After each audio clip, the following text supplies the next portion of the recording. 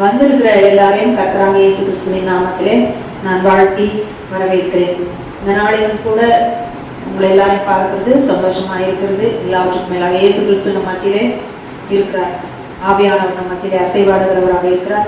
பிதாவாகிய தேவனுடைய சமூகம் இந்த இடத்தை நிரப்பி இருக்கிறது. ஹல்லேலூயா, ஹல்லேலூயா. நம்ம நரகத்தை குறித்து பார்த்தோம். நரகம் என்ன, பாதாளத்தை குறித்து நம்ம பார்த்தோம். இப்பொழுது நம்ம பார்க்க போவது புதிய எருசலேம். புதிய எருசலேமை குறித்து நம்ம பார்க்க போகிறோம். புதிய எருசலேமை குறித்து நம்ம பார்க்கும் பொழுது, பூமியிலே ஒரு எருசலேம் இருக்கு. இஸ்ரேல் தேசத்தினுடைய தலைநகர் எருசலேம். பவுல் எழுதும்போது சொல்றாரு, அந்த எருசலேமை குறித்து முக்கியத்துவமாக சொல்லவில்லை. ஆனாலும் கூட புதிய எருசலேம் நமக்கு எப்படி இருக்கிறாளோ அவள் நமக்கு நம்ம எல்லாருக்கும் அவள் தாயா இருக்கிறாள் என்று இருக்கிறது. கலேஷியன்ஸ், கலாத்தியர் எடுத்துக்கொள்ளலாம். கலாத்தியர் 4ஆம் அதிகாரத்துல 25வது வசனத்தை நம்ம வாசிக்கலாம். ஆகார் என்பது, கலாத்தியர் 4:25, ஆகார் என்பது அரபு தேசத்தில் உள்ள சீனாய் மலை. அந்த ஆகார் இப்பொழுது இருக்கிற எருசலேமுக்கு சரி அது அடிமைத்தனத்தினுடைய ஒரு காரியம். பூமியில இருக்கிற எருசலேம், இவள் தன் பிள்ளைகளோட கூட அடிமைப்பட்டிருக்கிறாளே. 26வது வசனம், மேலான எருசலேமோ சுயாதீனம் உள்ளவள், அவளே நம்ம எல்லாருக்கும் தாயானவள். ஒரு சிட்டி பத்தி சொல்லியிருக்கு. ஆனாலும் என்ன சொல்லியிருக்கு, அவளே நம்ம எல்லாருக்கும் தாயானவள் என்று சொல்லி அதை குறித்து சொல்லியிருக்கு. அப்படின்னா அது ஒரு நகரத்தை குறித்து சொல்லியிருக்கு.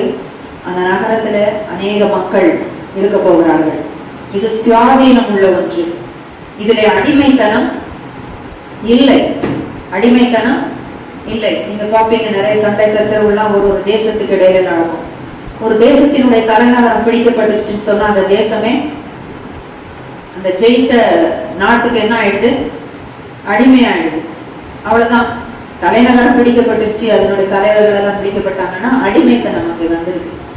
அதன் பின்பு மிகுந்த நெருக்கம் அந்த இடத்துல இருக்கிறவங்களுக்கு. ஆனால் சுயாதீனம் உள்ளவளோ அப்படின்னா முழு விடுதலையோட கூட, அதிகாரத்தோடு கூட, உரிமையோடு கூட இருக்கக்கூடிய ஒன்றுதான் சுயாதீனம் உள்ளவளாக இருக்கிறாள். அது புதிய எருசலேம் என்று சொல்லியிருக்குது. இப்போ இருக்கிற அந்த எருசலேம் அடிமைத்தனத்திற்குள் இருக்கிற ஒரு எருசலேம் தான். அது பூமியில இருக்கிற ஒன்றுதான். அதே போல பழைய ஏற்பாட்டுல எல்லாம் நம்ம பார்க்கிறோம். ஆனாலும் கூட நிறைய விஷயங்கள் முழுமையாக என்ன செய்யல, அதுல வரவில்லை. ஆனால் புதிய ஏற்பாடு என்பதுதான் தேவனுடைய அந்த அன்பு முழுமையாக வெளிப்பட்ட ஒன்றை நம்ம பார்க்கிறோம். சுயாதீனத்துக்குள், கிறிஸ்துவின் பிரமாணத்துக்குள் நம்மை கொண்டு போகிறது புதிய ஏற்பாடு, புதிய உடன்படிக்கை. இயேசு தன்னுடைய சொந்த ரத்தத்தை சிந்தி நம்ம எல்லாரையும் விலைக்கிரயம் கொடுத்து வாங்கிட்டார். அந்த ஒரு புது உடன்படிக்கைக்குள் நம்ம எல்லாரையும் அவர் கொண்டு வந்து விட்டார். அப்போ நம்ம எல்லாரும் இன்னைக்கு சுயாதீனம் உள்ளவர்களாக இருக்கிறோம். இயேசு கிறிஸ்துவுக்குள் விடுதலை பெற்றவர்களாக இருக்கிறோம். அதிகாரத்தை உடையவர்களாக இருக்கிறோம். நம்ம அந்த பழைய ஏற்பாட்டினுடைய அந்த முறைமைகள் நமக்கு கிடையாது, அவைகள் எல்லாம் கிடையாது. அது கிரியைகளின் அடிப்படையிலே நடந்த ஒன்று. ஒரு பாவம் செய்துட்டா மனிதன் என்ன செய்யணும், பாவ நிவாரண பலியை செலுத்தி ஆகணும். ஆனா ஒன்ஸ் ஃபார் ஆல் எல்லாருக்காகவும் இயேசு பாவம் அவரிலே, அவருடைய மாம்சத்திலே நியாயம் தீர்க்கப்பட்டது. சோ அவர் சொன்னாரு, யோவான் 14ஆம் அதிகாரத்துல அவர் சொன்னாரு, நான் போறேன், போய் உங்களை பிதாவின் வீட்டிலே அநேக வாசஸ்தலங்கள் இருக்கு, நிறைய வாசஸ்தலம் இருக்குன்னு சொல்றாரு. அநேக வாசஸ்தலங்கள் அப்படின்னா இன்னைக்கு பாருங்க, உலகத்துல தேடுறாங்க மனிதர்கள் தங்குகிறதற்கு வேற எங்கேயாவது இடம் இருக்கா அப்படின்னு என்ன செய்யறாங்க, தேடுறாங்க. செவ்வாய் கிரகத்துல இருக்கா, இல்ல வேற எங்கேயாவது இருக்குமா அப்படின்னா, மனுஷன் வாழ்றதுக்கு தண்ணீர் வேணும், சூரியன் வேணும் இல்லையா, எனர்ஜிக்கு. அப்ப இதெல்லாம் மனிதர்கள் தேடுகிறார்கள். இயேசு சொல்லியிருக்கிறார், நிறைய வாசஸ்தலங்கள் பிதாவினுடைய வீட்டிலே, பிதாவின் இடத்துல நிறைய வாசஸ்தலங்கள் இருக்கு, நான் போய் ஒரு ஸ்தலத்தை உங்களுக்காக ஆயத்தம் பண்ணுகிறேன் என்று சொன்னார். பண்ணுகிறேன் என்று சொல்லிட்டு நான் வந்து உங்களை என்ன செய்வேன், என்னிடத்திலே சேர்த்துக் கொள்வேன் என்று சொன்னார். இப்ப நம்ம எதனால அந்த புதிய எருசலேம் என்று சொல்லும் பொழுது இதை சொல்றோம்னா, இயேசு ஒரு காரியத்தை சொல்லி இருக்கிறார் என்று சொன்னால் அது சம்பந்தமான எல்லா விஷயங்களை நம்ம என்ன செய்ய வேண்டியிருக்கு, பார்க்க வேண்டியிருக்கு. அப்போ இந்த இடத்துல அவர் சொல்லி இருக்கிறது, என் பிதாவின் வீட்டில் அநேக வாசஸ்தலங்கள் உண்டு, அப்படி இல்லாதிருந்தால் நான் உங்களுக்கு சொல்லியிருப்பேன். ஒரு ஸ்தலத்தை உங்களுக்காக ஆயத்தம் பண்ண போறேன். நான் போய் உங்களுக்காக ஸ்தலத்தை ஆயத்தம் பண்ணின பின்பு, அப்போ நான் மரித்து உயிர்த்தெழுந்த பின்புதான் நான் என்ன செய்ய போறேன், ஒரு இடத்தை சூஸ் பண்ண போறேன். ஒரு இடத்தை சூஸ் பண்ணி அந்த இடத்துல உங்களை எல்லாம் நான் என்ன செய்வேன், கொண்டு வந்து வைப்பேன்னு சொல்றாரு.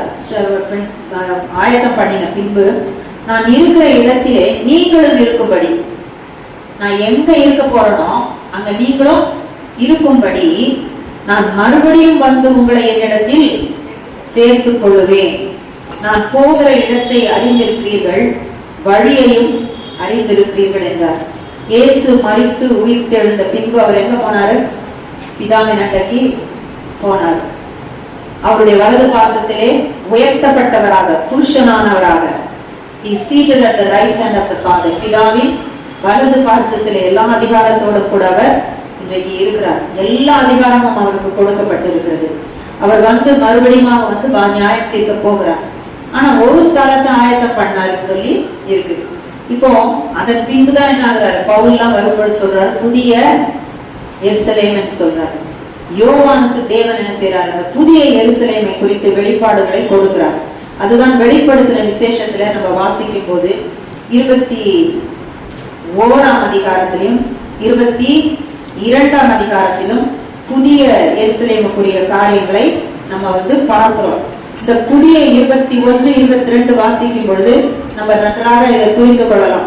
அவர் சொல்றாரு, இப்போ வராது செகண்ட் கமிங் இருக்கு, அதன் பிறகு 1000 வருட அரசாட்சி பூமியில இருக்கு, அதன் பிறகு நியாய தீர்ப்பு, ஒயிட் த்ரோன் ஜட்ஜ்மெண்ட், வெள்ளை சிங்காசன நியாய தீர்ப்பு இருக்கு.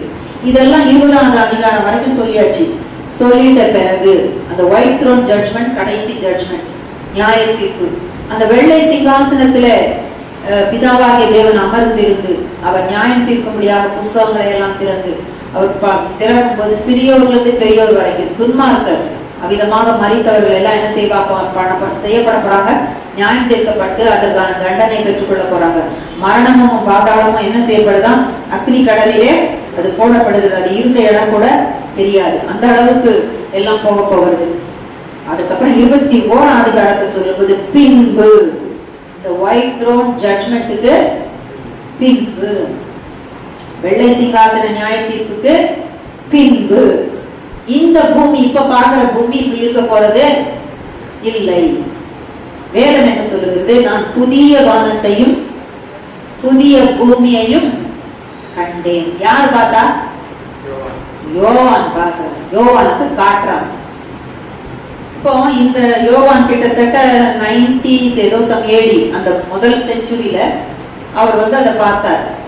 அப்ப பாருங்க, இயேசு நான் போய் ஒரு ஸ்தலத்தை உங்களுக்கு ஆயத்தம் பண்றேன், ஆயத்தம் பண்ணின பின்பு வந்து நான் உங்களை இந்த இடத்துல சேர்த்து கொள்றேன்னு சொன்னார் பாத்தீங்களா. அப்ப யோவானுக்கு காட்டின இந்த விஷயம் அவர் ஆயத்தம் பண்ணிட்டாருன்னு திட்டவட்டமாக நமக்கு காண்பிக்கிறது. ஏன்னா இந்த 21ஆம் அதிகாரமும் 22ஆம் அதிகாரமும் எதை குறித்து பேசுகிறது, புதிய எருசலேமை குறித்து பேசுகிறது. அப்போ ஒரு இடத்தை அவர் ஆயத்தம் பண்ணுறேன்னு சொன்னார்ல, அந்த இடத்தை ஆயத்தம் பண்ணிட்டார். அவர் எந்த நேரமும் வருவார். இப்போ முந்தின வானமும் முந்தின பூமியும் ஒழிந்து போயின, சமுத்திரமும் இல்லாம போயிற்று. முந்தின வானம்னா இதை இப்ப நம்ம பார்த்துட்டு இருக்கோம்ல, இந்த வானம் இந்த பூமி எல்லாம் இல்ல அப்படின்னா இவைகள் எல்லாம் சுத்திகரிக்கப்பட்ட விதத்துல முற்றிலுமாக மாறின ஒரு நிலைமையில இருக்கு. இப்ப நம்ம கூட இருக்கிறோம். முந்தின மனுஷன் அப்படின்னு சொல்லுவாங்க. முந்தின மனுஷன் பாவ மனுஷன். இப்ப நீங்களும் நான் யாரு, புதிய மனுஷன். we are born again believers. நாம் எல்லாரும் மறுபடியும் பிறந்த, கிறிஸ்துவுக்குள் மறுபடியும் பிறந்த விசுவாசிகள். அதை போல ஒரு புது வானம், ஒரு புது பூமி என்று சொல்லும் பொழுது இது முற்றிலுமாக மாற்றப்படுகிறது. ஏன்னா ஆதாம் பாவம் செய்த பொழுது பாவம் வந்து பூமியை ஆண்டு கொண்டது, சாபம் இருந்தது பூமியில. என்ன இருந்தது, சாபம் இருந்தது. அதனாலதான் 22ஆம் அதிகாரத்துல நம்ம பார்க்கும்போது இந்த புது எருசலேமை குறித்த விஷயங்கள்லாம் சொல்லப்படும் பொழுது 3ஆம் வசனம் சொல்லுகிறது, இனி ஒரு சாபமும் இராது. அப்ப இந்த பூமியில இருக்கிற எல்லாத்துலயும் ஒரு கர்ஸ் ஒண்ணு இருக்குது. நீங்க எதை எடுங்க, ஒரு சின்ன தூசி எடுத்தா கூட அது ஒரு சாபம் சொல்லிப்பாங்க. அது முன்னோர்களுடைய சாபமா, அந்த வீட்டுல இப்படிதான் நடந்துட்டு இருக்குதான், அந்த வீட்டுல ஓயாம இந்த பிரச்சனை இருக்கு, இல்லைன்னா இப்படி யாரோ ஒருத்தருக்கு இப்படி பிறக்கிறாங்க, திரும்ப தலைமுறையா பிறக்கிறாங்க, சாபம் குடும்பத்துல, குடும்ப சாபம். யாரோ சாபம் போடுறது இல்ல. யாருடைய சாபம்? தேவன் சொன்னாரு, உன்னால சாபம் வந்திருக்குப்பா பூமிக்கு, பாவத்தினாலே வந்த சாபம். அப்ப நிறைய நேரங்களில இந்த சாபங்கள் இன்னும் இருந்து கொண்டுதான் மனுஷர்களுக்கு இருக்கு. ஏன் இருக்குன்னா, இயேசுவை ஏற்றுக்கிட்டா மாத்திரம்தான் விடுதலை. அவர் பாவத்தையும் சாபத்தையும் எதுல சிலுவையில சுமந்து தீர்த்துட்டார். அப்ப அவரை ஏற்றுக்கொண்டவங்களுக்கு இது கிடையாது. நான் என்னுடைய முந்தின மனுஷனிலே அந்த பாவமும் உண்டு, அந்த சாபமும் உண்டு. ஆனா பிந்தின மனுஷனா இப்ப காணப்படுறேன்ல, மனுஷியா இருக்கிற மனுஷனா இருக்கிறேன்ல, எனக்குள்ள அந்த முந்தின பாவமும் சாபமும் இல்லை. பாவம் எங்கே இருக்கிறதோ, பாவம் எங்கே மன்னிக்கப்படவில்லையோ, பாவம் எங்கே முற்றிலும் அகற்றப்படவில்லையோ, கழுவப்படவில்லையோ, மன்னிக்கப்படவில்லையோ, நீக்கப்படவில்லையோ, அந்த இடத்துல மரணம் இருக்கு. மரணம் இருக்கிற இடத்துல எல்லாம் எல்லா இடத்துலயும் சாபம் இருக்கு. ஆனா எப்ப மன்னிக்கப்பட்டதோ இந்த சாபம் போகிறது. இயேசு பாவத்தையும் சாபத்தையும் சுமந்துட்டு, அப்ப பாவம் இருக்கிற எல்லா இடங்களிலும் சாபம் இருந்து கொண்டுதான் இருக்கும். அது இருந்து கொண்டுதான் இருக்கும். பைபிள்ல பார்க்கிறோம், பாவம் காயின் தவறு செய்தான். தேவன் காயின்கிட்ட கேட்கிறாரே, ஆபேலுடைய ரத்தம் பூமியிலிருந்து என்ன நோக்கி கூப்பிடுது, நீ என்ன பண்ணன்னு கேட்டார். அதுக்கு அந்த காயின் என்ன சொன்னா, நான் என்ன அவனுக்கு காவலாளியா? அவர் சொல்றாங்கப்பா, அந்த ரத்தம் என்ன நோக்கி கூப்பிடுது அப்படின்னு சொன்னாரு. அப்புறம் சொன்னாரு, பாவம் உன் வாசற்படியில படுத்து. பாவம் படுத்துருக்குன்னா வேற என்ன படுத்துருக்கு? சாபமா இருக்கு. பாவம் வாசற்படியில படுத்துரு, சாபம் இருக்கு. அந்த மனிதர்கள் மேல டெத் பெனல்டி, மரண தண்டனை, உலகம் கொடுக்கிற மரண தண்டனை அல்ல, தேவன் கொடுக்கிற நித்திய மரணம். நித்திய மரணம். அதன் பிறகு விடிவே கிடையாது, விடிவே கிடையாது, தப்பிக்கவும் முடியாது. அது எல்லா மனிதர் மேலையும் அது இருக்கு. அதனாலதான், ஆனால் இந்த புதிய எருசலேமோ சுயாதீனம் உள்ளவள்னு சொல்லும் பொழுது அதுல பாவமும் இல்லை, அந்த பாவத்துக்கும் இடம் இல்லை, சாபத்துக்கும் இடம் இல்லை, எந்த இருளுக்கும் இடம் இல்லை, ஒரே வெளிச்சம். தேவன் ஒளியாகவே இருக்கிறார். அந்த ஒளிமயமான தேவனே அங்க வெளிச்சமா இருக்கிறார். அங்க பிரகாசம் கொடுக்கிறதுக்கு சூரியனும் தேவையில்லையா, சந்திரனும் தேவையில்லை. ஆட்டுக்குட்டியானவரே அதற்கு வெளிச்சமா இருக்கிறார், அதற்கு எல்லாமா இருக்கிறார். சோ இந்த ஆட்டுக்குட்டியானவராகிய இயேசு கிறிஸ்துவை ஏற்றுக்கொள்ளுகிறவர்கள் சுயாதீனம் உள்ளவர்களாக இருக்கிறாங்க, விடுதலையை பெற்றவர்களாக இருக்கிறாங்க. சுதந்திரத்தை எதுல இருந்து? பாவத்திலிருந்து விடுதலையை பெற்று சுதந்திரத்தோட கூட இருக்கிறாங்க. உலக பிரகாரமா சொல்றதா இருந்தா, புரியுத மாதிரி சொல்றதா, அந்த சுதந்திரம் கொடுத்துட்டாரு, அடிமைத்தனம் போயிடுச்சு. அதனாலதான் பழைய எருசலேமோ அடிமைத்தனத்துல இருக்கிறவள், புதிய எருசலேமோ நம்ம எல்லாருக்கும் தாயானவள், அவள் சுயாதீனம் உள்ளவள் அப்படின்னு சொல்லி அந்த புதிய எருசலேமை குறித்து பவுல் எழுதுகிறார். அப்ப அந்த புதிய எருசலேமுக்குள்ள யார் போவான்னா, இந்த ஆண்டவராகிய இயேசு கிறிஸ்துவை சொந்த ரட்சகராக ஏற்றுக்கொண்டவர்கள் எல்லாரும் அந்த புதிய எருசலேமுக்குள்ள பிரவேசிப்பார்கள். அவர்கள் அதிலே வாழ போகிறார்கள். அடுத்த வசனத்தை பார்க்கலாம். வெளிப்படுத்தல் 21:2 வசனம்.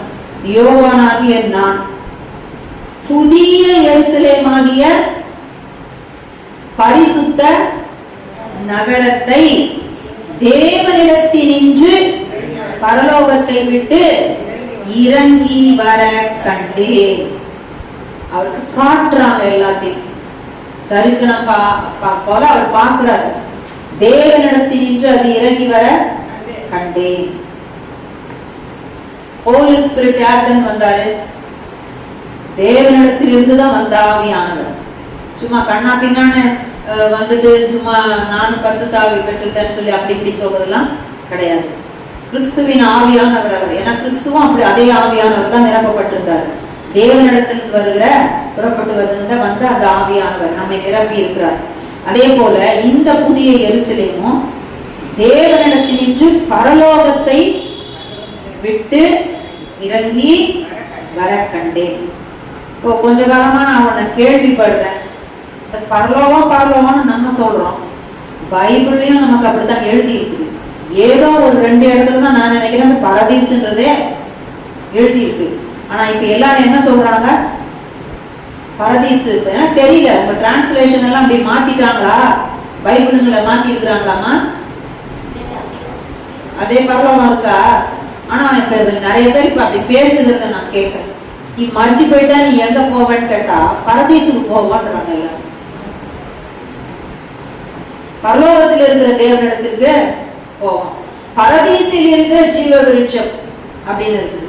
தேவனுடைய பரதீசில் இருக்கிற ஜீவ விருட்சம், அது கூட அங்க தேவன் இல்லாம சொல்ல முடியாது. தேவனுடைய பரதீசில் இருக்கிற ஜீவ விருட்சம் என்று சொல்லி வெளிப்படுத்தல் 2ஆம் அதிகாரத்துல நம்ம பார்க்கிறோம். அதனால கொஞ்ச காலங்களா அப்படி கச்சமுச்சான் ஏதோ ஒண்ணு போய்கொண்டே இருக்கிறது. இப்ப பாருங்க, தேவனிடத்தினின்று பரலோகத்தை விட்டு இறங்கி வர கண்டேன். அது தன் புருஷனுக்காக அலங்கரிக்கப்பட்ட மணவாட்டியை போல ஆயத்தமாக்கப்பட்டிருந்தது. எப்படி ஒரு திருமணம்னா ஒரு மணவாட்டியை, ஒரு பெண்ணை எப்படி எல்லாம் அலங்கரிச்சு அந்த வீடே எப்படி இருக்கும், கல்யாணம் ஆகுதுன்னா ரொம்ப பிஸியா இருக்கும். எல்லாரும் இது எங்க அது எங்க அம்மாங்க சரியா எல்லாம் நகைகளை போட்டாச்சா, அந்த உடைகளை உடுத்தியாச்சா, எல்லாம் மேக்கப் பண்ணியாச்சா, தலையெல்லாம் அருமையாக சிங்காரிச்சாச்சா இல்லையா? அத்தனை சிங்காரம் அவ்வளவு. இது வரைக்கும் அந்த பெண் அப்படி ஒரு அழகா இருந்திருக்க மாட்டா. இனி மேலும் கூட அப்படி என்ன செய்ய மாட்டா, இருந்திருக்க மாட்டா. ஏன்னா அந்த ஒன் டே எப்படி இருக்கும், ரொம்ப கவனம் செலுத்துவாங்க. அந்த ஒரு நாளையில அதிக கவனம் செலுத்தி அதிக பண செலவுகள் என்னென்னமோ நடக்குது. ஏன்னா அது ஒரு புதிய ஒரு வாழ்க்கை இல்லையா, ஒரு புது வாழ்க்கை அந்த பெண்ணிற்கு. ஒரு அவள் அந்த பூமியிலே உருவாக்கப்பட்டதினுடைய ஒரு நோக்கம் நிறைவேறுகிறது. ஒரு மனிதனுடைய விழாவிலிருந்து ஒரு பெண்ணை அவர் என்ன செஞ்சாரு, உருவாக்கினார். மனுஷனில் இருந்து இவள் வந்ததுனால மனுஷி என்னப்படுவாள் என்று இருக்கு. அப்போ அவ்விதமாகவே அவளுடைய நோக்கம் என்ன, இவளுக்கு இங்க அங்கதான் போய் சேர்ந்தாலும். யாரோட சேர்ந்தாலும், தன்னுடைய புருஷனோட கூட சேர்ந்தாலும், இணைந்து வாழணும். இப்படிதான் இருக்கு. ஆனால் அப்போ அந்த நேரத்துல என்ன ஆகும், அந்த ஒரு வாழ்க்கைக்காக அவளுக்கு அவ்வளவு அலங்காரங்கள், அவ்வளவு காரியம் நடக்குது ஒரு பெண்ணிற்கு. இது என்ன சொல்லுது, அத போல. ஆனா இது ஒரு நாளைக்காக அல்ல, அந்த அலங்காரத்தை குறிச்சு சொல்லியிருக்கு. அந்த அலங்காரம், அந்த அழகு, அவர் பார்த்த அந்த மகிமை, அதை போல ஆயத்தமாக்கப்பட்டிருந்தது. அது பரலோகத்தை விட்டு இறங்கி வர கண்டு. அப்ப நீங்க யோசிக்கணும், ஹெவன்றது ஒரு இடம், பிளானட் கூட சொல்ல எனக்கு அது சொல்ல தெரியல. ஆனா எப்படி பூமி ஒரு கிரகமா இருக்கிறதோ, ஒரு பிளானட்டா இருக்கிறதோ, அத போல அது ஒரு இடம். அதிலே பிரத்யேகமாக நம்முடைய தேவன் அங்கே இருக்கிறார். பரிசுத்த பவுல் சொல்லும்போது சொல்லுகிறாரு, நான் 3ஆம் வானம் வரைக்கும் எடுத்துக்கொள்ளப்பட்டேன். நம்ம ஃபர்ஸ்ட் பாக்குறது இந்த முதல் வானம். நம்ம கண்ணுக்கு இப்படி தெரியுது இல்ல, அது ஃபர்ஸ்ட் வானம். தெரியாம ரொம்ப தூரத்துல கேலக்சி சொல்றாங்க, என்னென்னமோ ரொம்ப தொலைவுல இருக்கு. அத இந்த தொலைநோக்கி மூலம் பாக்குறாங்க. அந்த தொலைநோக்கில கூட கேப்சர் ஆகாத அளவுக்கு எல்லாம் என்ன இருக்கு, டிஸ்டன்ஸ்ல எல்லாம் இன்னும் என்னென்னமோ இருக்குது. அது 2ஆம் வானம். அந்த 2ஆம் வானத்தையும் தாண்டி இருக்கிறது என்னது, 3ஆம் வானம். இந்த 3ஆம் வானத்திலே தான் நம்முடைய தேவனாகிய கர்த்தர் இருக்கிறார். இந்த பாருங்களேன், பூமியே மனுஷனால சுத்தி வரதுக்கு கஷ்டப்படுறான். ரொம்ப பெருமையா சொல்லிப்பாங்க, இத்தனை நாள் பிரயாணம் பண்ணி நீ பூமியை ஒருத்தர் சுத்தி வந்தாங்கன்னு சொல்லி. சரியா? ஆனா கூட அது எல்லா இடமும் இருக்காது, ஜஸ்ட் ஒரு ரவுண்ட் அடிச்சுட்டு வருது. ஆனா கேலக்சி நீங்க சொல்லுகிற 2வது வானம் மிகவும் பரந்ததாக இருக்குது. எவ்வளவோ கோள்கள் இருக்கு, சூரியன்கள் இருக்கு, சந்திரன்கள் இருக்கு, நட்சத்திரங்கள், எண்ண முடியாத நட்சத்திரங்கள் இருக்கு, தொலை தூரத்துல இருக்கு. சரியா? எல்லாமே அந்த ஸ்பீட் என்ன சொல்லுவாங்க, ஒளியின் வேகத்துலதான் எது போகும். இவங்க அனுப்புற ஷட்டிலோ கிட்டிலோ பட்டிலோ ஏதோ ஒண்ணு, ராக்கெட்டோ ஏதோ ஒண்ணு எப்படி பறக்குது, லைட் ஸ்பீட், ஒளியின் வேகத்துலதான் கணக்கிடுறாங்க. அந்த லைட் ஸ்பீட்ல தான் போகுது. ஒரு குறிப்பிட்ட தூரத்துக்கு மேல போன பிறகு எது கிடையாது, காற்று கிடையாது, எல்லாமே ஒரு ஃப்ளோட்டிங் தான், எல்லாம் மிதக்கிற ஒரு நிலைமை தான். உங்களுக்கு தெரியும், இப்போ ஒரு அம்மா அங்க மேல இருக்காங்க, சுனிதான்னு, அப்படிதானே? சுனிதாவா? சுனிதா வில்லியம்ஸ். அவங்க கூட இன்னொருத்தர் கூட இருந்தார். ரொம்ப நாள் ஆயிடுச்சு, 7 மாசம் 9 மாசம் நினைக்கிறேன், ரொம்ப நாள் ஆயிடுச்சு. தவிச்சு போயிட்டாங்கல்ல எல்லாரும். இந்த ஒரு இடத்த தாண்டி ஸ்பேஸ் உள்ள இடத்துக்கு போயிட்டாங்க. அது வேக்யூமா இருக்கு, அது ஒண்ணுமே இல்லை, அவ்வளவு தவிப்பு. ஆனா 2ஆம் வானம்னு சொல்றது இன்னும் அதிகம். அங்க எல்லாமே ஃப்ளோட்டிங்கா இருக்குது. இவங்க கணக்கு, இப்ப சுனிதா வில்லியம்ஸ் கீழே இறக்கிறதுக்கு கணக்கு போட்டு இந்த டைமுக்கு இறங்கிரும் அப்படின்னு எல்லாம் ஆயத்தம் பண்ணி அவங்க வச்சு கொண்டு எல்லாம் பண்றாங்க. ஆனா கேலக்சி 2ஆம் வானத்தை நீங்க எடுத்துக்கிட்டீங்கன்னா ரொம்ப ரொம்ப தூரம், சொல்லவே முடியாது. பவுல் சொல்றாரு, நான் 3ஆம் வானம் வரைக்கும் எடுத்துக்கொள்ளப்பட்டேன். அதுதான் பரலோகம், அதுதான் ஹெவன். சரியா? அந்த ஹெவன்ல எனக்கு தெரிந்து ஒரு பிளேஸ் பாரடைஸ், பரதீசு. பரதீசு, அது பரதீசு. சரி, இப்போ நம்ம பார்க்கிறோம், இந்த பரலோகத்தை விட்டு இறங்கி வர கண்டேன். அப்படின்னா இந்த பரலோகத்துல எவ்வளவோ வாசஸ்தலங்கள் இருக்குது. அவர் சொல்றாரு, என் பிதாவினுடைய வீட்டுல எப்படி இருக்கு, நிறைய வாசஸ்தலங்கள் இருக்கு, நிறைய இடம் இருக்கு. அதுல ஒரு ஸ்தலத்தை கொடுக்குறேன். அவர் கொடுக்குறேன்னு சொல்ற ஒரு ஸ்தலம் எப்படி இருக்குன்னு பாத்தீங்கன்னா, இதுல சொல்லி இருக்கிற அளவுகள் படி பார்த்தா கிட்டத்தட்ட ஸ்கொயர் ஷேப்ல இருக்கு. எந்த ஷேப்ல இருக்கா? சதுர வடிவ இருக்கு. ஆனா கூட பைபிள் ஸ்காலர்ஸ் சிலர் எப்படி போட்டு பாக்குறாங்களா, எப்படியோ வடிவத்தை போட்டு பாக்குறாங்க. ஆனா நானும் போட்டு பார்த்தேன், படம் வரைஞ்சு பார்த்தேன். கடைசியில் நான் சும்மா, எனக்கு அந்த நேரம் இதெல்லாம் தெரியாது, நான் பார்க்கலான்ட்டு படத்தை வரைஞ்சேன். அது ஸ்கொயர் ஷேப்ல தான் வருகிறது. இன்னைக்கு நிறைய பேர் அது ஸ்கொயர்ல தான் சொல்றாங்க, சதுரமாக இருக்கிறது. அது அந்த ஷேப்ல தான் அது இருக்குது. இது என்ன சொல்லிருக்கு, நம்ம பூமியோ உருண்டையா இருக்கு, பூமி மண்புத்திற்கு கொடுத்துட்டாரு. இப்போ இதை இன்னொரு நகரம் என்று வேதம் சொல்லுகிறது. It is called a city. இது ஒரு நகரம், இது புதிய எருசலேம். இது ஒரு நகரம், இது ஒரு வாசஸ்தலம். இந்த வாசஸ்தலத்துக்கு அவ்வளவு அலங்காரம், அவ்வளவு பிரகாசமா இருக்கு, அவ்வளவு மகிமையா இருக்கு. அதுல சொல்லப்பட்ட கற்கள் எல்லாம் நம்ம சொல்ற மாதிரி டைமண்ட் போல இருக்கிறது. நிறைய கோல்டு இருக்கு, டைமண்ட் இருக்கு, எல்லாம் இருக்கு. எல்லாமே அதை போல இருக்கக்கூடிய நிறைய விஷயங்கள் அங்க இருக்குது. அவைகளை வைத்துதான் தேவன் அவைகளை அலங்கரித்திருக்கிறார். அதற்கு 12 வாசல்கள் இருக்கு. ஒவ்வொரு வாசலுக்கும் அந்த கதவு என்ன, ஒரு பால், ஒரு முத்து. 12 வாசலிலும் பெயர்கள் இருக்கு. அந்த பழைய ஏற்பாட்டில நம்ம பார்க்கிற 12 கோத்திரத்துக்குரிய பெயர்கள் இருக்கு. அதனுடைய அஸ்திபாரம் எப்படி இருக்குதான், 12 லேயர்ல இருக்கு, 12 ஸ்டோன்ஸ்ல லேயர்ல அது இருக்கிறது, அஸ்திபாரம் கற்கள். அப்போ அது யாரா, அப்போஸ்தலர்களுடைய பெயர்கள் எல்லாம் அதுல எழுதப்பட்டு இருக்கிறதா. ஹல்லேலூயா. அப்போ இதுக்கு இந்த புதிய எருசலேமுக்கு அஸ்திபாரமாக அங்க காணப்படுகிறது. எப்படி போட்டிருக்கு, அப்போஸ்தலர்களுடைய பெயர்கள், அவங்களுடைய பெயரெல்லாம் இருக்குது. மேத்யூ, யார் யாரெல்லாம் அவரோட கூட சேர்ந்தாங்க சீஷர்கள், அவர்களுடைய பெயர்கள் எல்லாம் அதுல 12 பேருடைய பெயராக இருக்கு.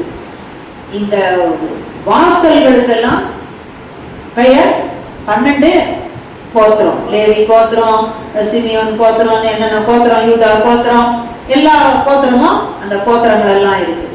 அப்ப பாருங்க, இப்படி பெயர்களும் போட்டு எல்லாம் போட்டு ஒரு சிட்டி ஒன்று வருகிறது. அவ்வளவு அலங்காரமான ஒன்று.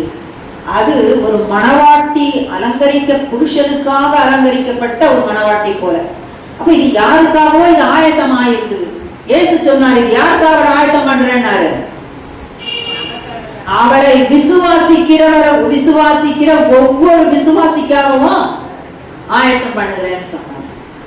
ஒரு விசேஷமான ஒரு இடம் தேவனிடத்திலிருந்து, அது பரலோகத்தை விட்டு அது நான் இறங்கி வர கண்டேன். அது எங்க இறங்கி வந்தது, அது நமக்கு வேணும் இல்ல, பார்க்கலாம்.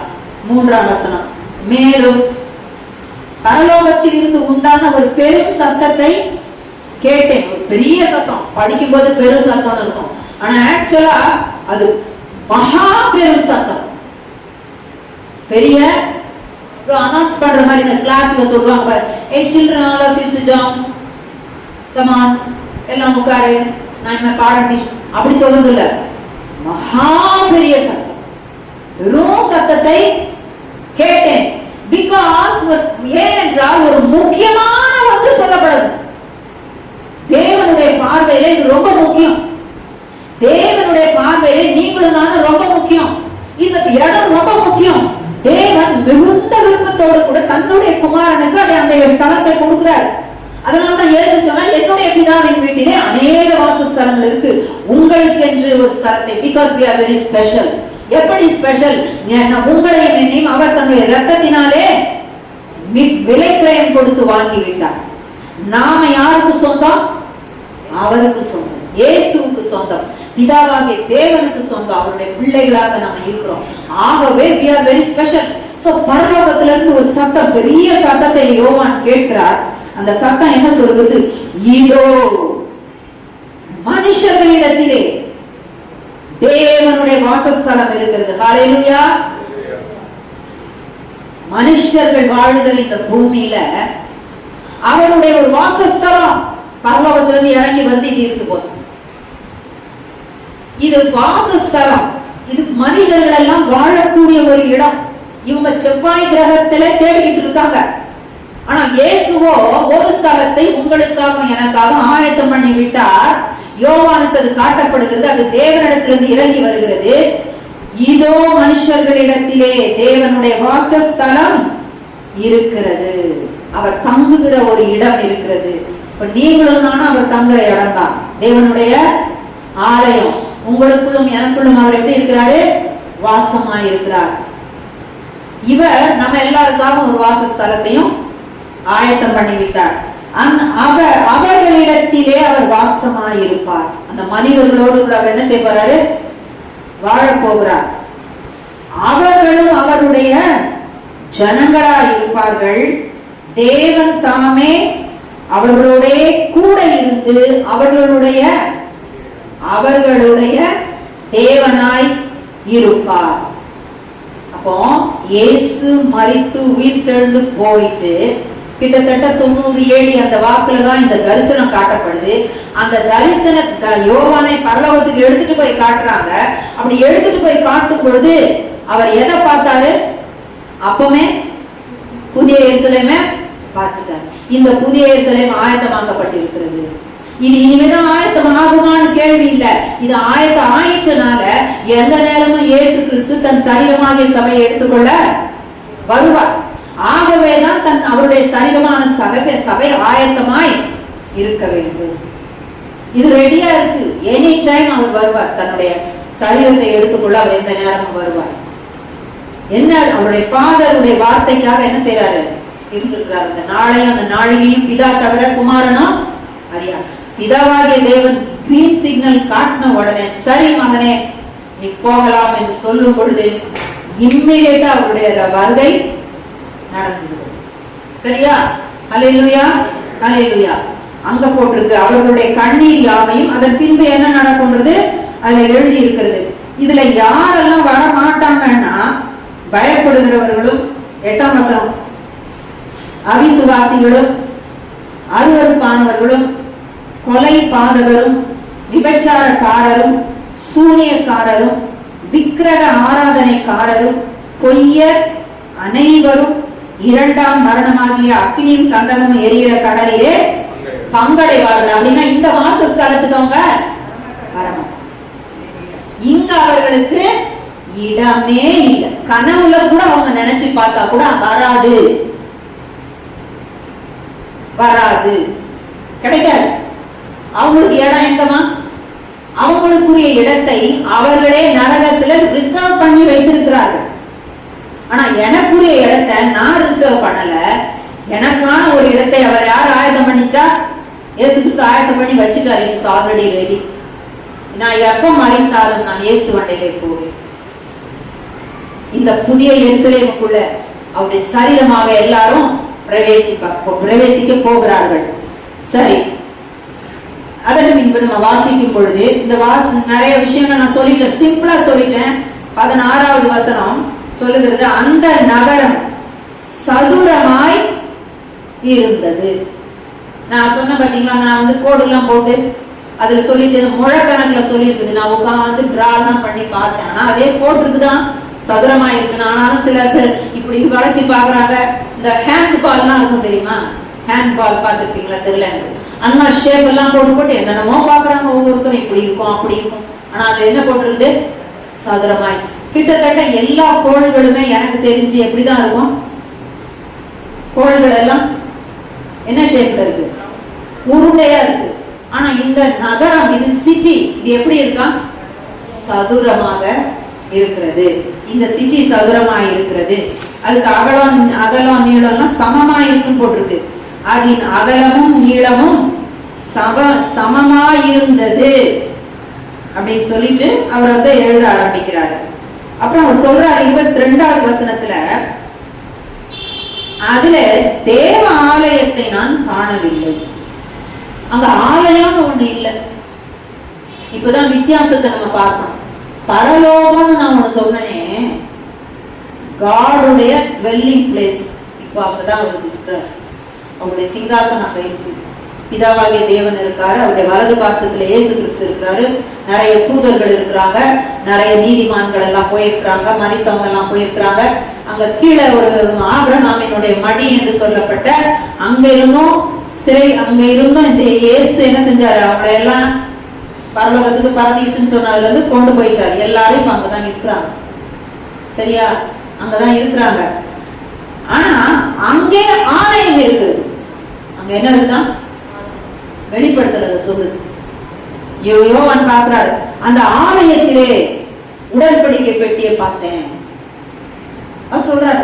ஏன்னா மோசேக்கு தேவன் சொன்னாரு, இங்க பாரு, நான் உனக்கு உன்னை காட்டுவேன், நீ தவறாமல் அப்படியே செய்ய ஜாக்கிரதையாய் இரு, நீ அதை அப்படியே நீ செய்யணும்.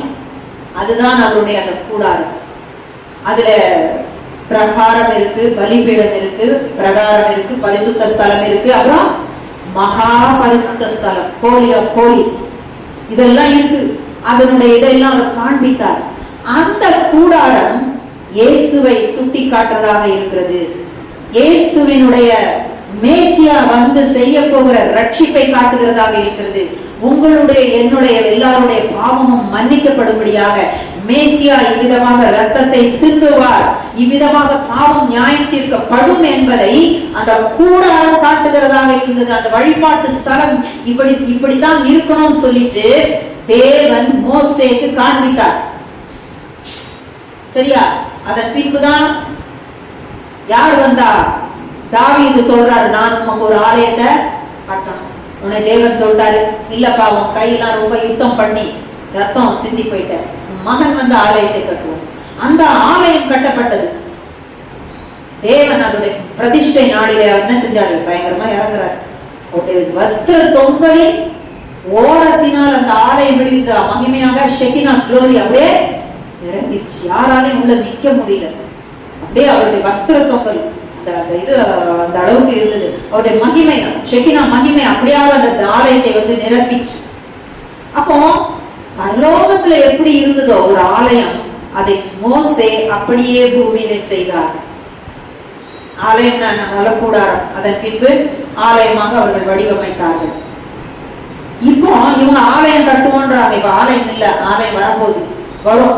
அதுக்கும் ஒரு புது ஒரு சில வித்தியாசங்களை தேவன் கொடுத்திருக்கிறார். அது மில்லேனியல் டெம்பிள் என்று சொல்லுகிறார்கள். ஆனால் அதற்கு முன்னாலே இவங்க இன்னொரு ஆலயத்தை கட்டுவாங்க. அந்த ஆலயத்துக்காக அவங்க வெயிட் பண்ணிட்டு இருக்காங்க. சோ மொத்தத்துல பிதாவாகிய தேவன் இருக்கிற அந்த இடத்துல எது இருக்குது? ஆலயம் இருக்குது. உடன்படிக்கை பெட்டி இருக்குது, காட்டுது. இதெல்லாம் இருக்கு. ஆனா புதிய எருசலேம்ல எது இல்லையா?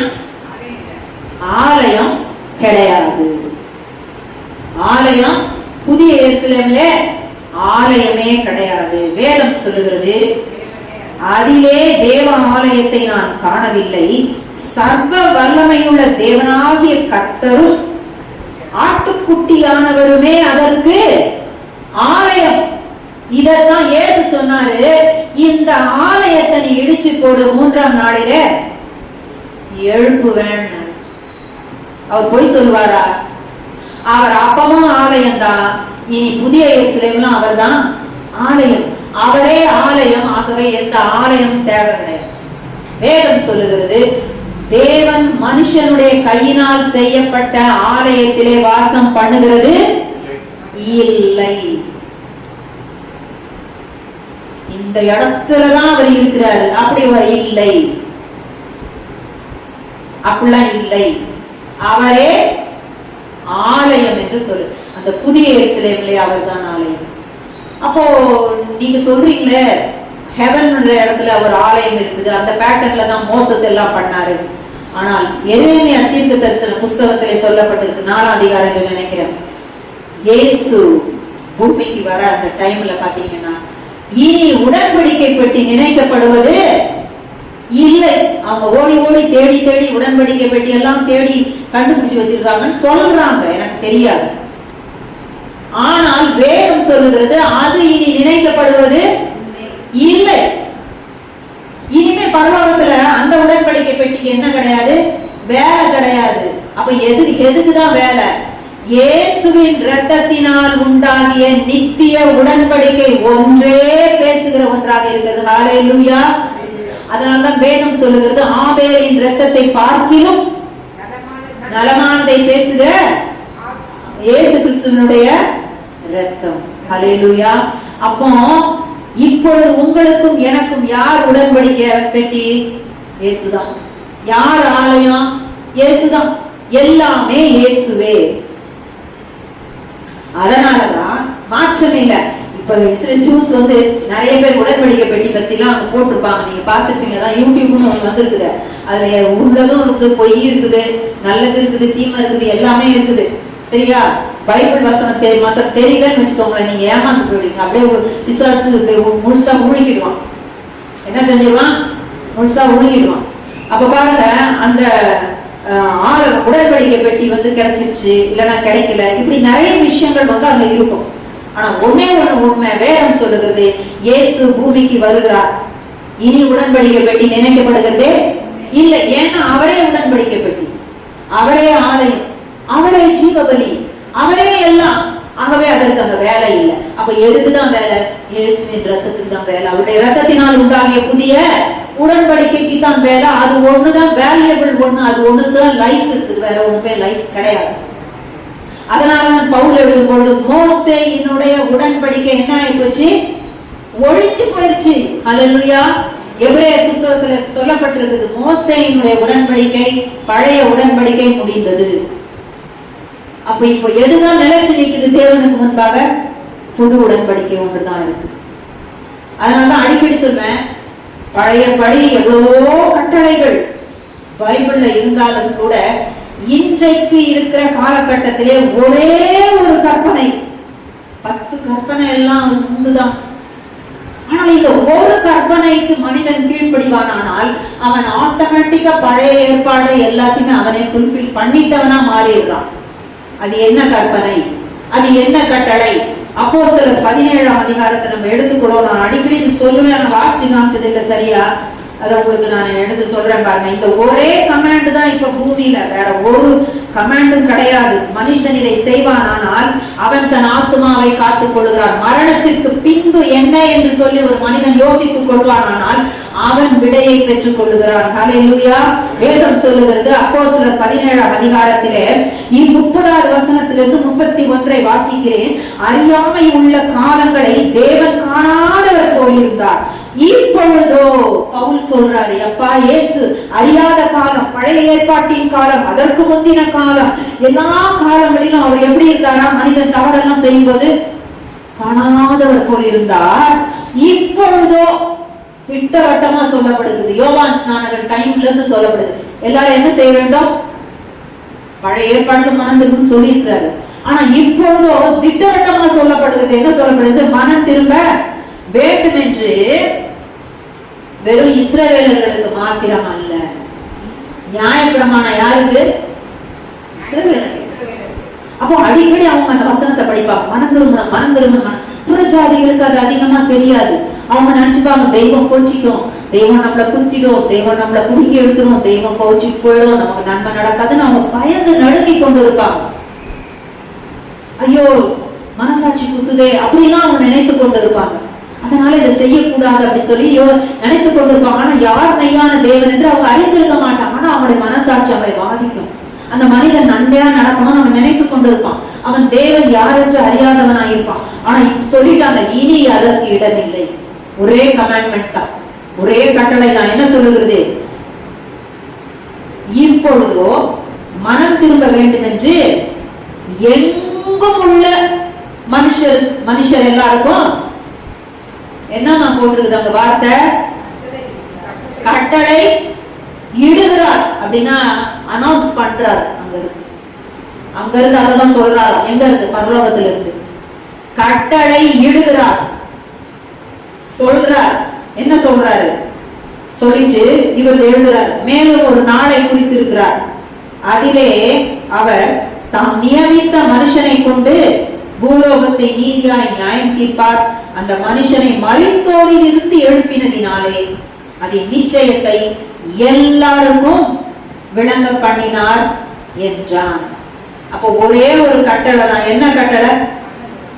மனம் திரும்ப வேண்டும் என்று எங்கும் உள்ள மனுஷன். இவங்க அவங்க எல்லாம் கிடையாது, எல்லாருக்காகவும் இயேசு ரத்தம் சிந்திட்டார். மனம் திரும்பணும். ஒரு மனுஷன் பாவத்துக்காக மனம் வருகிறான்னா அதை விசுவாசிக்கும் பொழுது அவனுடைய பாவங்கள் மன்னிக்கப்படுகிறது, அவன் ரட்சிக்கப்படுகிறான், அவன் நித்திய ஜீவனை உடையவனாகிறான். இந்த மனிதன் புதிய எருசலேமுக்குள் இருப்பான். இவன் மரிக்கும் போது தேவனண்டைக்கு போகிறான், பரலோகத்திற்கு போகிறான். அங்க இருக்கக்கூடிய சந்தோஷத்தையும் சமாதானத்தையும் அவன் அனுபவிக்கிறான். அவனுக்கு வேதனை இல்லை, கண்ணீர் இல்லை, கவலை இல்லை, ஒன்றுமே துன்பம் இல்லை, ஒன்றுமில்லை. அவன் மிகுந்த மன மகிழ்ச்சியா இருக்கிறான். ஹல்லேலூயா, ஹல்லேலூயா. சோ அதனாலதான் இந்த சொல்லி இருக்கு 22ஆம் வசனம் 21 வெளிப்படுத்தல, அதிலே தேவ ஆலயத்தை நான் காணவில்லை, சர்வ வல்லமுள்ள தேவனாகிய கர்த்தரும் ஆட்டுக்குட்டியானவருமே அதற்கு ஆலயம். வெளிச்சத்திற்கு நகரத்திற்கு வெளிச்சம் கொடுக்க சூரியனும் சந்திரனும் அதற்கு வேண்டுவது இல்லை. தொடர்ந்து நீங்க நோட்டீஸ் பண்ணலாம், நகரம் சிட்டி அப்படி சொல்லிதான் இது சொல்லப்படுது. நகரம் சிட்டி அப்படிதான் சொல்லப்படுது. அப்படின்னா என்ன அர்த்தம்னா, இந்த பூமியில 1000 வருட அரசாட்சிக்கு அப்புறம் பூமி இட்டர்னிட்டியை உடையதாக, அதுல இருக்கிறவங்க எல்லாம் நித்திய ஜீவனுக்குரியவர்கள் தான் இருக்க போறாங்க. ஆனால் இந்த 2 குடும்பத்தாரையும் எப்படி ஆக்கிடுறாராம்? ஒரே குடும்பம் ஆக்கிட்டாரு. ஆகவே இந்த குடும்பத்தாரும் இந்த புது, ஏன்னா இவங்க பூமியில இவங்களை அதே பிறந்த சரீரத்திலே இவங்க நித்திய ஜீவனுக்குள்ள இவங்க வந்துருவாங்க. நாமெல்லாம் மரித்து என்ன வந்துருக்கிறோம்? மரித்து நித்திய ஜீவனுக்குள்ள வருவோம். அப்படி இல்லை என்று சொன்னால் அந்த ராப்சர்ல நம்ம என்ன செய்வோம்? நம்முடைய சரீரம் மறுரூபமாகும், இயேசுவை போல அது மாறும். சோ இந்த விதத்துல வருகிறவர்கள் தான் நாம் எல்லாரும். அதனாலதான் நம்முடைய குடியிருப்போ பூமியில் இல்லை. நாம எல்லாரும் எங்க இருந்து? பரலோகத்தில் இருக்குது, பரதீசில் இருக்குது போடல. இப்படி எங்க இருக்கிறோமா? பரலோகத்தில் இருக்கிறது. நம்முடைய சிட்டிசன்ஷிப் இஸ் இன் ஹெவன், அங்க இருக்கிறது. அப்ப இந்த இட்டர்னிட்டியை தன்னுடைய சரீரத்திலே பெற்றுக்கொண்டு வாழ போகிற அந்த ஜனங்களும் புதிய எருசலேமில் இருக்க போகிற இவர்களும் ஒரே குடும்பமாக இருப்பார்கள். சோ இங்க இருந்து அவர்கள் அங்கே வருவார்கள், அங்கிருந்து இங்கும் வருவார்கள். அப்ப என்ன சொல்றாங்க? இந்த புதிய எருசலேம், அதனால்தான் சொல்லுது, தேவன் யார் மத்தியில வாசம் பண்றாராம்? மனுஷர்களிடத்திலே வாசம் பண்ணுகிறார். நம்ம பாட்டு நல்லா பாடுவோம், நம்ம மத்தியில அவர் இருக்கிறார், அது உண்மை. ஆனால் அந்த பாடலை அவங்க எழுதி இருக்கிறாங்க தெரியுமா? இதோ மனுஷர்கள் மத்தியில் தேவாதி தேவனே, முழுசுமே இந்த வெளிப்படுத்தல மைய வச்சுதான் அவங்க எழுதின பாட்டு. அழகா இருக்கும் அந்த பாட்டுல சில வரிகள். அவருடைய ரத்தத்தினாலே நம்முடைய தாகத்தை எல்லாம் என்ன செஞ்சிருக்கிறாராம்? தீர்த்திருக்கிறார். நம்முடைய தாகம் எல்லாம் தீர்க்கப்பட்டு இருக்கிறது. ரொம்ப அழகா இருக்கும் அந்த பாட்டு. அப்போ அது பாட்டை பாடுவோம், ஒரு தடவை பாடுவோம். இதோ மனுஷர்கள் மத்தியில் தேவாதி தேவனே வாசம் செய்கிறாரே, இதோ மனிதர்கள் மத்தியில் தேவாதி தேவனே வாசம் செய்கிறாரே, தேவதாதரிக்கும் ஸ்தலமே நாம் ஜனதாரி மத்தியிலா, தேவதாதரிக்கும் ஸ்தலமே நாம் ஜனதாரி மத்தியிலா, தேவதாதர்கள் தேவனாயிருக்கே கண்ணீர்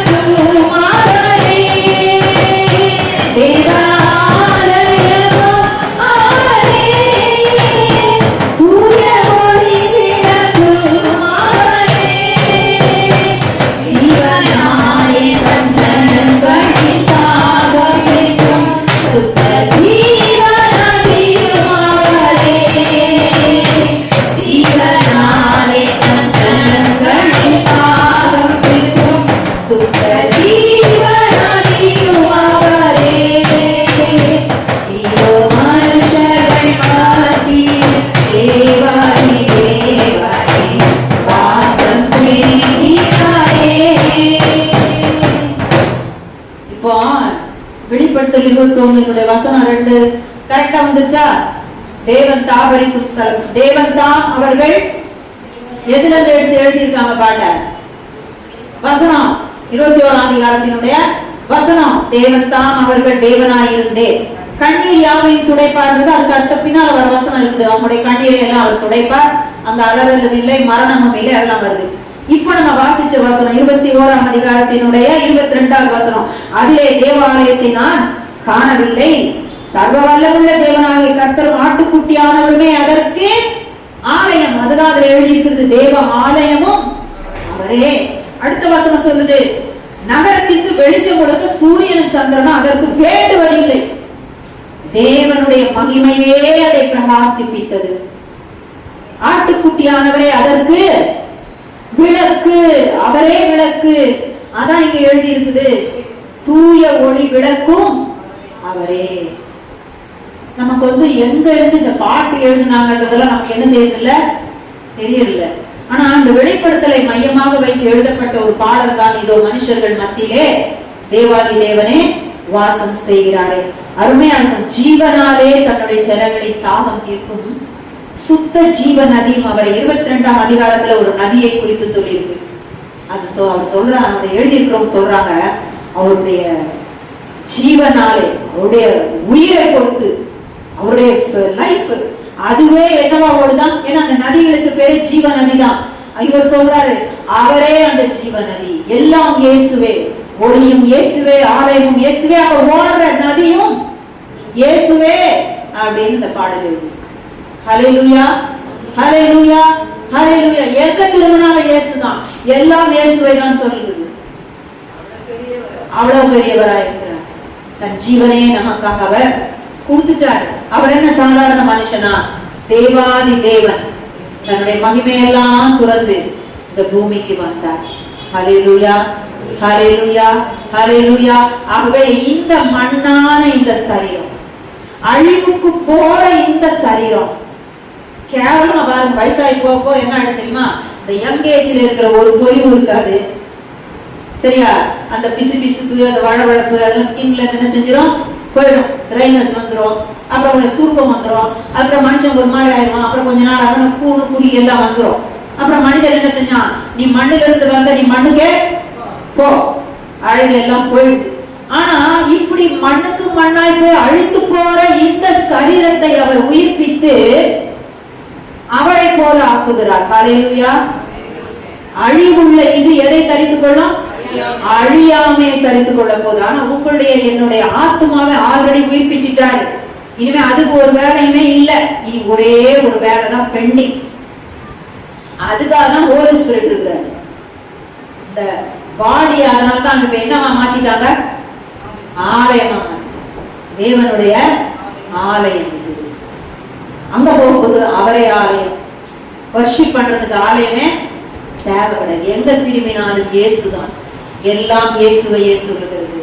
புதிய எருசலேமிலே எங்க திரும்பினாலும் இயேசுதான். அதனாலதான் அந்த பாடல் எழுதின, ஜீவ நதியும் அவரே, ஜீவனாலே நம்முடைய தாகத்தை தீர்க்கிற ஜீவ நதி அவரே. சரி, 24ஆம் வசனம். ரட்சிக்கப்படுகிற ஜனங்கள் அதின் வெளிச்சத்திலே நடப்பார்கள். ரட்சிக்கப்படுகிற ஜனங்கள்னு அதுல போட்டிருக்கு இல்லையா? ரட்சிக்கப்பட்டு ஆல்ரெடி பரலோகம் போயிருக்கிறவங்க. ஆனா பூமியில ரட்சிக்கப்படுகிறவர்களை என்ன செய்வாங்களா? அந்த வெளிச்சத்திலே நடப்பார்கள். அப்படின்னா எப்படி நினைச்சுக்கலாம்னா, பூமி இருக்குது, பூமியில இட்டர்னிட்டியை பெற்றுக்கொண்ட, நித்தியத்தை பெற்றுக்கொண்ட ஜனங்கள் வாசமா இருந்துட்டே இருப்பாங்க.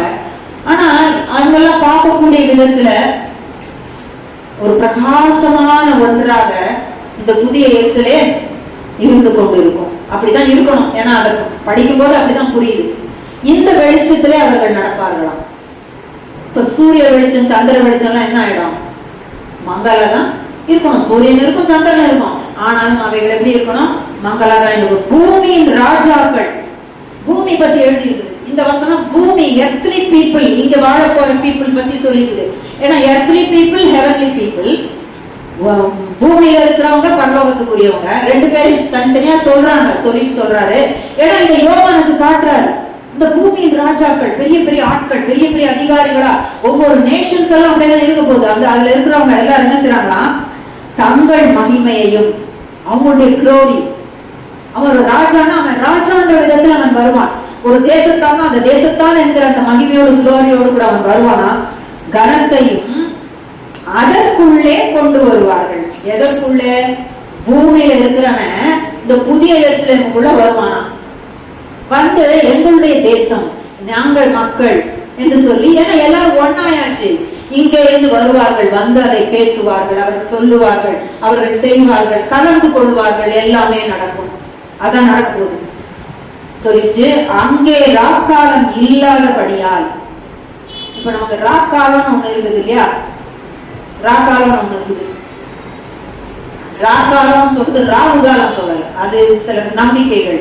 ராக்காலம் என்பது நைட், there's no night, அங்க இருட்டுக்கு இடமே கிடையாது. அங்கே ராக்காலம் இல்லாதபடியால் அதன் வாசல்கள் பகலில் அடைக்கப்படுவதே இல்லை. அப்படின்னா அர்த்தம் எப்பொழுதுமே பகல் தான். அப்ப பகலா இருக்கனால வாசல் என்ன ஆகாது, அடைக்கப்படுறதே கிடையாது. ஏன்னா இயேசு இருக்கிறபடினால அவர் வெளிச்சமா இருக்கிறார். நானே உலகத்துக்கு ஒளியா இருக்கிறாரு, நானே அவரே மெய்யான ஜீவ ஒளி என்று வேதவசனம் சொல்லுகிறது. ஆனால் உலகமோ இருளில் இருக்கிறவங்களுக்கு அவர் என்ன செய்ய மாட்டேது, பிடிக்க மாட்டேது. ஒருத்தர் இயேசுவை பிடிக்கலன்னா அவங்க நிச்சயமா இருள தான் இருக்கிறாங்க. அவங்களுக்கு வெளிச்சத்து, இருட்டுக்கு எது பிடிக்காது, வெளிச்சம் பிடிக்காது. இந்த ரெண்டும் ஒன்னா சேர்ந்து போகவே முடியாது. அது நல்லா தெரிஞ்சிடலாம், ஒருத்தவங்களுக்கு இயேசுவை பிடிக்கலன்னா இருட்டுல தான் இருக்கிறாங்கன்னு அர்த்தம். அதே மாதிரி ஒருவன் வந்து தன் சகோதரனையோ யாரையோ சரியா மன்னிக்கல, கோபத்தையே வச்சுக்கிட்டு இருக்காங்கன்னா, பைபிள் சொல்லுது ரட்சிக்கப்பட்டவங்களா இருந்தாலும் கூட அவன் இன்னும் இருளுல தான் இருக்கிறான். அது ஏன்னா அந்த மன்னிப்பு முடிச்சு அதை கரெக்ட் பண்ற வரைக்கும் அந்த இருட்டு அவனுக்குள்ள வந்துருது. ஏசு சொன்னாரு, உங்களில் இருக்கிற ஒளி இருள் அடையாதபடிக்கு எச்சரிக்கையா. நம்ம கிட்ட இருக்கிற ஒளி இப்ப நம்ம எல்லாம் ஒளியாக்கிட்டாரு.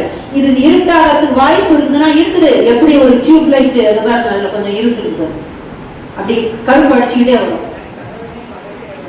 அத மாதிரி நம்ம கொஞ்சம் கொஞ்சமா உலகத்துக்கு கொஞ்சம் கொஞ்சம் இடம் கொடுத்தோம்னா என்ன அடிமா, கருப்படிங்க. அதனால இயேசுவினுடைய வார்த்தை அது யோவான்ல இருக்குது, உங்களில் இருக்கிற வெளிச்சம் ஒளி என்ன ஆகாதபடிக்கு, இருள் அடையாதபடிக்கு எச்சரிக்கை.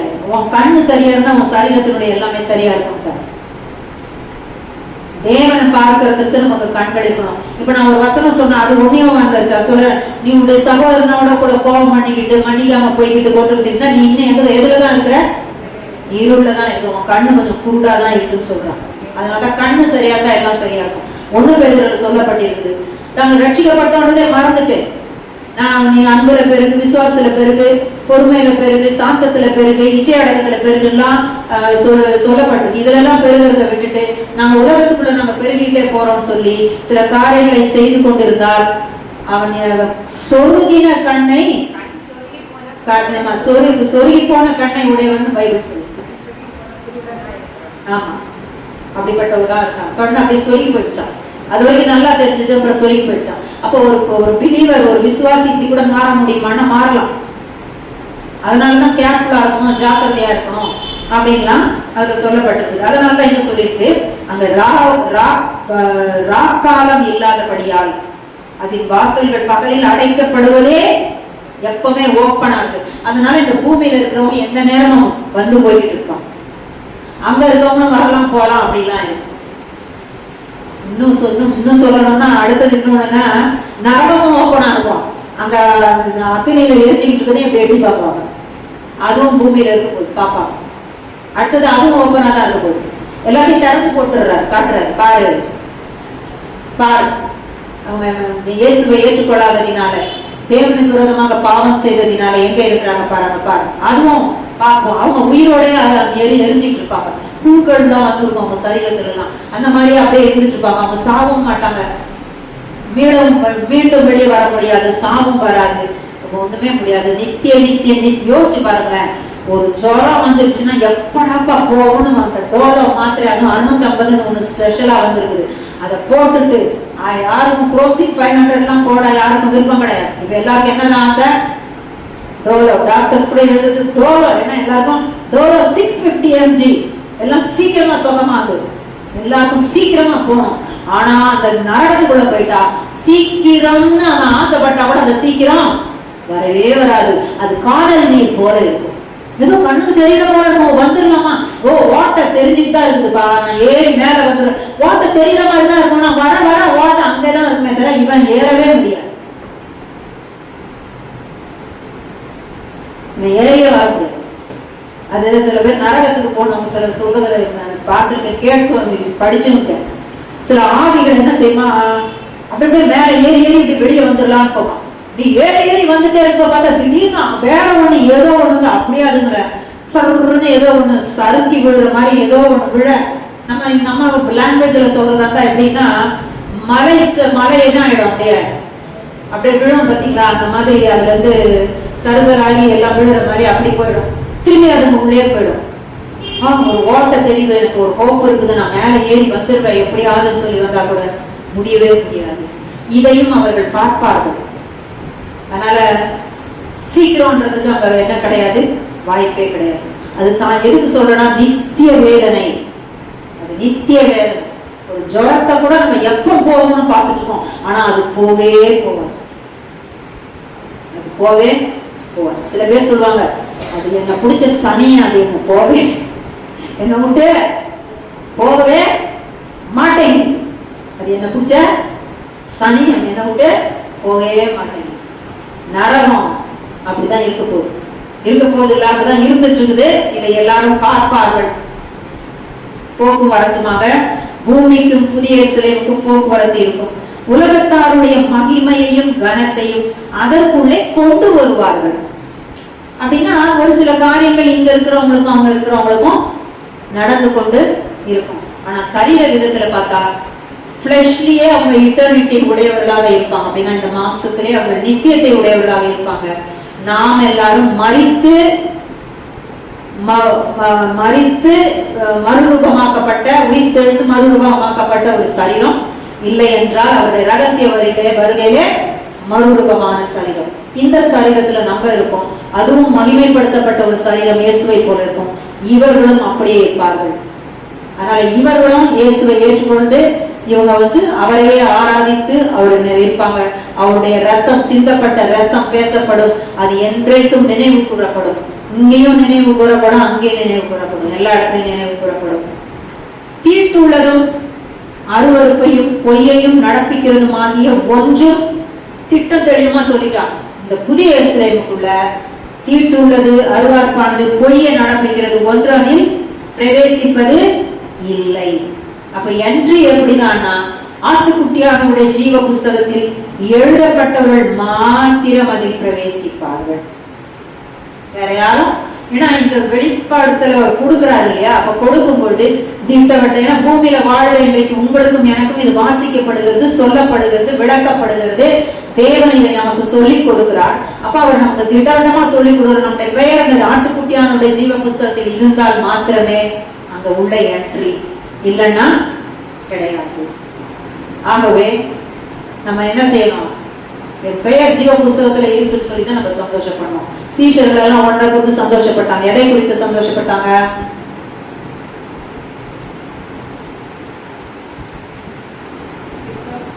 பிசாசுகள் எல்லாம் என்ன செஞ்சுதான் நடுங்குது, ஓடுது அப்படின்னு சொல்லி எல்லாம் ரொம்ப சந்தோஷப்பட்டாங்க. அற்புதமான அதிசயம் எல்லாம் நடக்குது. அவர் சொன்னாரு, நீ இதுக்காக சந்தோஷப்படாத, உங்களுடைய பெயர்கள் ஜீவ புஸ்தகத்துல எழுதப்பட்டிருக்கிறது என்று சொல்லி சந்தோஷப்பட்டு கிடைக்கிறீர்கள் சொல்லியிருக்காங்க. அப்போ பிசாசு ஆடினாலும் நமக்கு பிரச்சனை இல்லை, ஆடலனாலும் நமக்கு பிரச்சனை இல்லை. ஆனா பெயர் மாத்திரம் ஆட்டுக்குட்டியானுடைய ஜீவ புஸ்தகத்துல இல்லைன்னா பிரச்சனை. ஏன் தெரியுமா? நம்ம சரியா இல்லைன்னா வெளிப்படுத்தல் 3ஆம் அதிகாரத்துல நம்ம வாசிக்கிறோம், அது ஒரு செத்த சபைன்னு சொல்லப்பட்டிருக்கு. அப்படின்னா இன்னும் அதை மாத்தி சொல்லுன்னா செத்த விசுவாசி அப்படி நம்ம இருந்தோம்னா பைபிள் சொல்லுது, யார் ஜெயம் கொள்றானோ 3ஆம் அதிகாரம் 5ஆம் வசனம் சிமெர்னா சபை, சர்தை சபைக்கு அவர் சொல்றாரு, ஜெயம் கொள்கிறவன் எவனோ அவனுக்கு வெண்வஸ்திரம் தரிப்பிக்கப்படும், ஜீவ புஸ்தகத்தில் இருந்து அவனுடைய நாமத்தை நான் கிறுக்கி போடாமல் என் பிதா முன்பாகவும் அவருடைய தூதர் முன்பாகவும் அவன் நாமத்தை அறிக்கை இடுவேன். ஜீவ புஸ்தகத்துல இருந்து நான் இருக்க மாட்டேன் அவனுடைய பெயரை. சபைக்கு தான் சொல்றாங்க, சர்ச்சில் உடைய பிலீவர்ஸை பத்தி சொல்றாங்க. ஏதோ ஒரு சில காரியங்களினால ஒரு செத்த சபையா இருக்கு அப்படின்னா செத்த விசுவாசி மாதிரி ஆயிட்டாங்க. சொல்றாரு, நீ மறுபடியும் உன்னை உயிர் பெற்றுக் கொள்ளணும், நீ திரும்பவும் எழுப்பி பிரகாசிக்கணும், நீ மனம் திரும்ப, நீ ஜெயிக்கணும், நீ எதுலெல்லாம் விழுத்தியோ அத்தனையும் ஜெயித்து மேல வா, என் நாமத்தை சொல்லு, என்ன விசுவாசி, வேற என்ன ஜெயம், அவரை விசுவாசிக்கணும், இயேசுவின் ரத்தத்தை அறிக்கை பண்ணணும், விசுவாசி மேல வந்துடணும், மேல வந்துரு. அப்போ உன் பேர் என்ன செய்யப்படாது, கிறுக்கப்படாது. ஜெயிக்கிறவங்களுக்கு வெண்வஸ்திரம் தெரிவிக்கப்படும். இது சொல்லப்பட்டது. இதுதான் அந்த இதுலயும் நம்ம பாக்குறோம். வெளிப்படுத்தல் 21ல 21ல என்ன பாக்குறோம், அவங்களுடைய பெயர்கள் எல்லாம் யாருடைய பேர்லாம் ஆட்டுக்குட்டியானோட ஜீவ புஸ்தகத்துல எழுதப்பட்டிருக்கோ அவர்கள் மாத்திரமே இந்த புதிய எருசலேமுக்குள்ள பிரவேசிப்பாங்க. மற்றவங்களுக்கு என்ன செய்யக்கூடாதுன்னோ என்ட்ரி உள்ள வரவே முடியாது. இவ்வளவு மேலானதை நமக்கு ஆயத்தம் பண்ணி வைக்கிறது.